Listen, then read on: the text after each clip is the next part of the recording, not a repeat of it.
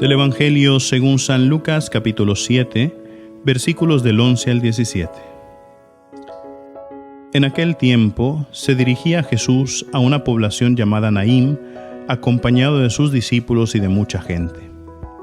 Al llegar a la entrada de la población se encontró con que sacaban a enterrar a un muerto, hijo único de una viuda que acompañaba a una gran muchedumbre. Cuando el Señor la vio, se compadeció de ella y le dijo: «No llores». Acercándose al ataúd, lo tocó y los que lo llevaban se detuvieron. Entonces Jesús dijo: «Joven, yo te lo mando, levántate». Inmediatamente el que había muerto se levantó y comenzó a hablar. Jesús se lo entregó a su madre. Al ver esto, todos se llenaron de temor y comenzaron a glorificar a Dios diciendo: «Un gran profeta ha surgido entre nosotros. Dios ha visitado a su pueblo». La noticia de este hecho se divulgó por toda Judea y por las regiones circunvecinas. Palabra del Señor. Queridos hermanos, el día de hoy acabamos de escuchar este evangelio de la resurrección de este joven, hijo de una viuda. Y vemos que Jesucristo responde con aquella gran frase que dice: «Joven, a ti te lo digo, levántate». Y el joven inmediatamente se levanta, se pone a hablar con Jesús. Jesús se lo entrega a su madre. Hubo una vez una persona que vino a hablar conmigo, queridos hermanos, y me exponía la muerte de su nieto. Y entonces venía esta persona y venía muy pero muy herida porque a su nieto pues le habían descubierto leucemia. Y empezaron a hacer vigilias de oración, empezaron a rogarle al Señor por la salud de este niño que tenía apenas 8 años cuando le descubrieron la leucemia. Tuvo que pasar por los procesos de quimioterapia, incluso radiación.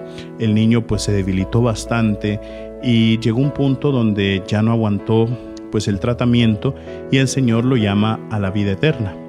Y pues la abuelita de este niño vino a hablar conmigo y se sentía extremadamente dolida, resentida con el Señor, y sobre todo ella me puso enfrente este evangelio. Me dijo: «Padre, yo también soy viuda», me dijo. «Yo también soy viuda, yo también tenía a este nieto que yo lo quería mucho, lo amaba con todo el corazón. ¿Y por qué a esta viuda el Señor le concedió ese milagro de la resurrección, no de su hijo, y a mí no me pudo conseguir el milagro de la sanación o resurrección también de mi nieto?», me dijo. Y me empezó a cuestionar de esa manera. Y queridos hermanos, son preguntas duras, son preguntas difíciles, porque ¿cómo enfrentarse con la muerte de un joven? ¿O cómo enfrentarse con la muerte de un niño? ¿O cómo enfrentarse con la muerte de un ser querido, verdad? Que ciertamente por una larga enfermedad o por cualquier otra cosa, el Señor se lo lleva, y sobre todo exponer con este tipo de evangelio el día de hoy que se pregunta, ¿no?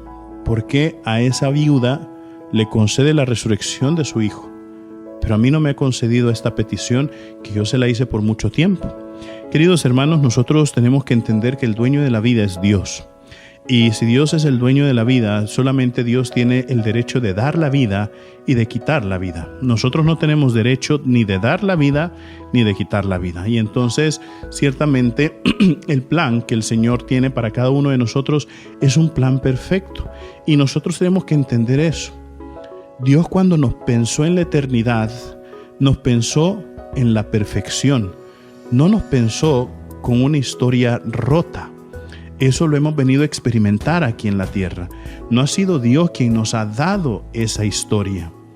Hemos sido nosotros, a través de las circunstancias de la vida, que se nos ha procurado la historia que llevamos viviendo. La enfermedad que podamos atravesar, la pobreza, las circunstancias difíciles, la violencia, la migración, los dolores que podamos vivir.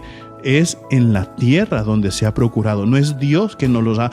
Dios no dice: yo a este le voy a dar leucemia, yo a esta persona lo voy a meter en un lugar violento, yo a esta persona le voy a asesinar, ¿verdad? No es que Dios ha dicho: no, hay que asesinen a fulanito, hay que se enferme el otro, sino que Dios al final sabe bendecir cada una de las circunstancias que nosotros vivimos y pasamos, ¿verdad?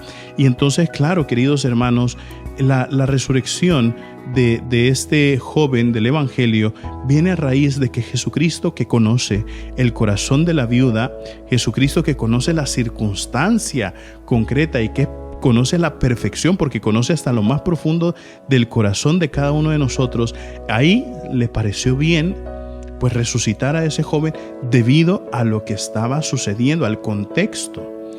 Pero claro, el contexto de este joven, de este niño que murió a los 8 años a causa de la leucemia, es un contexto distinto. Y entonces ahí pues el Señor permitió, ¿no?, el paso a la vida eterna de este niño. Pero eso no quiere decir que ha sido Dios quien lo mató, sino que Dios lo llamó a la vida eterna. ¿Por qué? Porque al final ya su misión estaba cumplida. Y lo que ese niño había hecho, pues eso había dejado una huella, una marca en el corazón de sus familiares. Que duele, sí. Que va a doler toda la vida, sí. Pero cuando entendemos que eso también es misericordia, entonces ahí entendemos que la muerte también es un paso necesario a nuestra vida para después encontrarnos con el Señor, y eso también es misericordia.